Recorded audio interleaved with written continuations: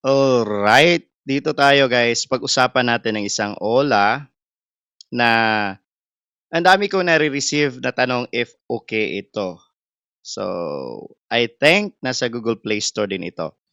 Nasa App Store din. Walang iba kundi si VP, hirap, V Plus Online Cash Loan App. Okay nga ba ito? Promise. Makakautang ka daw ng 50,000 pesos. Minsan nadadali pa rin ang mga kababayan natin dito, usually yung mga kausap ko sa ano 'no, sa community ko sa TikTok. Nakautang sila kasi maganda naman daw talaga yung, makikita nila, yung mababasa nila. Like ang APR niya is 28 to 32% up to 3 installments daw. Ang loan term naman ay nasa 91 to 120 days. So, may makikipagsapalaran talaga nito lalo na kung baguhan ka. Well, tingnan natin. So, familiar ba kayo nito? Oh, yan oh. Oh, yan na. Oh, pinakita ko. Oh, yan na. Hindi na yan screenshots. Actual yan. Actual yan. So, ang tanong ngayon, Kuya June, sinubukan mo ba? Ako guys, natuto na ako. Hindi na ako basta susubok. Basa na naman ako. Kasi gusto, screenshot ka muna Kuya June kung nagkapera na, nakakuha ka ba diyan, na-approve ka ba? 'Di bale. So kung titingnan natin, hindi ko naman sinabi na ano siya ha. So meron siyang 4.8 stars. Galing. Pero let's try to analyze. Again guys, Philippines Vastness Lending Corporation. Iloload muna natin yung list of list of recorded online lending platforms para malalaman natin if SecReg ba ito, Philippine Vastness. Oh, Philippine Vastness. Yes. Philippine Vastness Lending Corporation, ika-82 sa balota, char. Ika-82 po dito sa listahan. 130, ika-130 na dito din na ano siya, online platform. And wait a minute. There's kaping mainit. Okay. V plus. Mhm. Mhm. Wait. Huwag kayong umalis diyan. Huwag niyo i-close. Mag-like muna kayo. I-subscribe niyo ako dito, guys. I-subscribe niyo ako dito. Dali. Subscribe niyo ako para may mga updates kayo. So gumagawa ako ng mga ganitong updates para mabilisan na hindi na mapanos in Visaya, panos in sa inyo, panes. O, di ba? Matutunan pa kayo sa akin. All right. Oh, important. SEC registration does not automatically mean may TH ba? Wala naman. Automatically mean na safe na agad. Di ba? May fair collection or walang complaints. So, it's not enough. Di ba kanina nag-check lang ako sa SEC. Sabi ko, wait. Huwag kayong umalis kasi gusto nating i-check kung ano ba yung mga andito. So, alleged issues, complaints found online. Meron. Particularly sa Reddit, guys. Harassment or aggressive collection ang sinasabi nila involving V+. So, ito ang mga red flags to check before borrowing. Ito muna ang tandaan nyo. Baka magsisi kayo.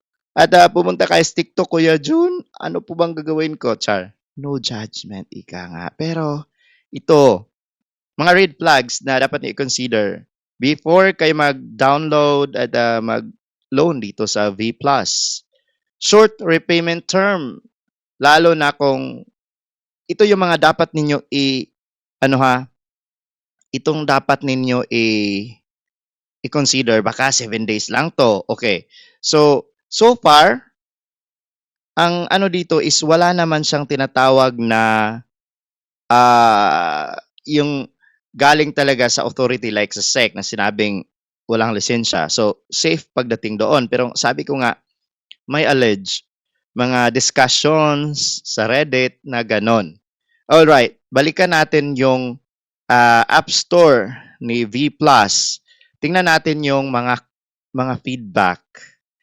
So, may isa dito na 5 stars, sabi niya will change. Ibig sabihin, hindi pa to na-approve. Kumbaga parang, ang iba kasing loan app guys na nasubukan ko ay tumanda na akong sumusubok ng Ola guys. So may iba na your approval rate will increase if you rate as something like that. So ikaw din na uto-uto, pupunta ka din sa Play Store at mag-rate ng 5 stars. O di ba? Okay, ito na oh. I-filter natin sa pinaka-recent. Alright, ito guys. Ang sabi niya, according to feedback na andito, I borrowed 24,000 just to circulate my credits. Malaki. And the interest pumped up to 10,500 in just 15 days. Gee! So 24 ang principal, ang interest is 10,500 in just 15 days. So I need to pay 34,500 in just 15 days. Hindi pa ba kayo kakarmahin yan? Tang and So tingnan natin yung interest. Interesado ako guys. Let's do that sa math. Huwag kayong umalis. At kayo hang umalis.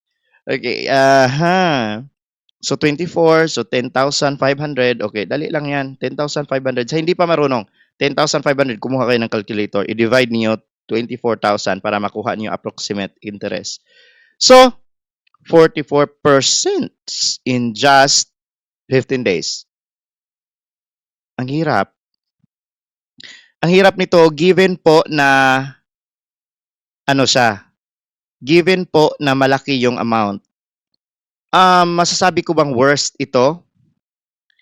If hindi naman po totoo yung mga harassment issues, yung mga alleged harassment na mababasa natin sa Reddit, hindi ko rin masabing the worst because may mga nagpo-promote nga or I'm not said paid promotion pero may mga nagsasabi ng paghanga, paghanga sa Tcash. So kung ito ay 44% in 15 days, ganito lang din si Tcash. So we are talking about small amounts lang. Pero if it can goes to like this, 24,000, pwede ring, paano ko to bayaran? O diba? In just 15 days, hindi ito installment. Sabi na, hindi daw installment. Klaro naman. Okay? Meron pa ba? So wala na. Good to be true. I wish I'm approved. Diba? Sana ma-approve. Diba? Totoo yung sabi ko. Baka may ganito to sa app na tataas yung approval rating if you rate us. O diba? Please approve. Ganito yung mga sabi, will change. Applying loan pa. Alright? Oh, so yun. I'm not saying na huwag kayo umutang dito sa V+, but I'm giving you heads up na madaming mga ganitong mga questions sa aking TikTok community. Hindi ko sinasabing true kasi wala naman akong, sabi nga, wala akong screenshots, Kuya June. But, tumanda na nga ako sa Ola. I know the possibility.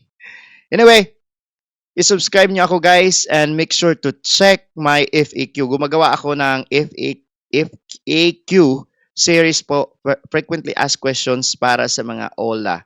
Lalo na sa mga baguhan nating kababayan na kakasubok lang sa mga Ola. At para sa mga estudyante natin dyan, no, na kababayan na working hard, humahanap ng pang tuition, mahirap po sa Ola. Please, i-consider ninyo. Yung mga Ola lang siguro na bilis, ganon, tala, maybe, mabilis cash, maybe, pero the rest, maraming, maybe, kasyalo if approve kayo, pero the rest po ay mahirap na talaga. And sa mga estudyante dyan, if ever